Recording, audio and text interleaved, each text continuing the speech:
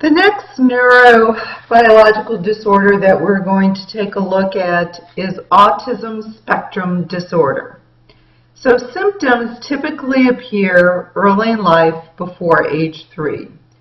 And what are some of these key symptoms?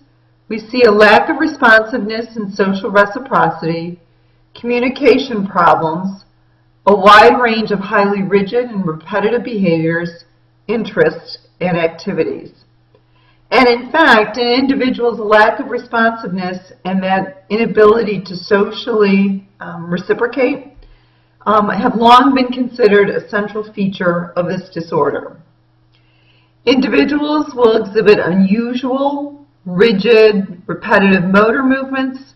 Sometimes they'll engage in self-stimulatory or self-injurious behaviors, and we can also see hyperactivity or hyporeactivity as well. So diving a little bit deeper into some of these features, very often there are some unique communication problems. One common speech challenge is what is referred to as echolalia, which is the exact phrasing spoken by others. Another is pronominal reversal, or the confusion of pronouns. We see limited imaginative play, and as I've mentioned before, very repetitive and rigid behavior, which is referred to as the perseveration of sameness. Strongly attached to particular objects, such as plastic lids, rubber bands, buttons, and in fact they may collect, carry, or play with them constantly. Very often an individual will have unusual motor movements, and they are often what's referred to as self-stimulatory behaviors, in which children will jump, flap their arms, and make faces. Some may engage in self-injurious behaviors, and at times they may seem overstimulated or understimulated by their environments. So in terms of what are the causes, there have been a variety of causes or explanations offered for autism spectrum disorder.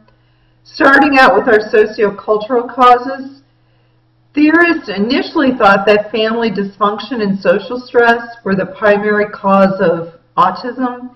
In fact, there was an individual by the name of Kanner who argued that particular personality characteristics of parents created an unfavorable climate for development, or what are referred to as refrigerator parents. These claims had enormous influence on the public and the self-image of parents, but research has totally failed to support this model. In terms of psychological causes, according to certain theorists, people with this disorder have a central perceptual or cognitive disturbance. For example, individuals fail to develop a theory of mind, which is an awareness that other people base their behaviors on their own beliefs, intentions, and mental states, not on information they have no way of knowing. Repeated studies have shown that people with autism have this kind of mind blindness, in other words. Biological causes have been also proposed.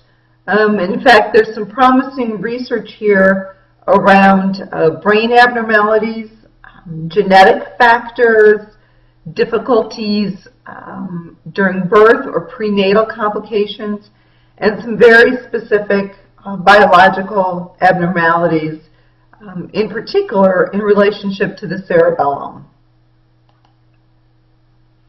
One of the things that I would like to point out is that there has been a lot of media attention given to the vaccine links, but there has been no research to demonstrate that there is any link between receiving one's vaccines and autism.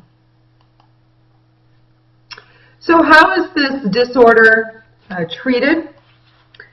Well, what's interesting in terms of being able to treat a child who is living with this disorder, Treatment can help individuals adapt better to their environments, although no treatment yet totally reverses the pattern of behavior.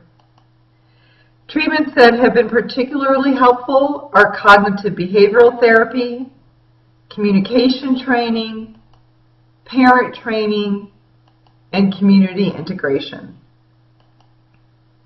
All right, so this mini lecture took a look at autism spectrum disorder.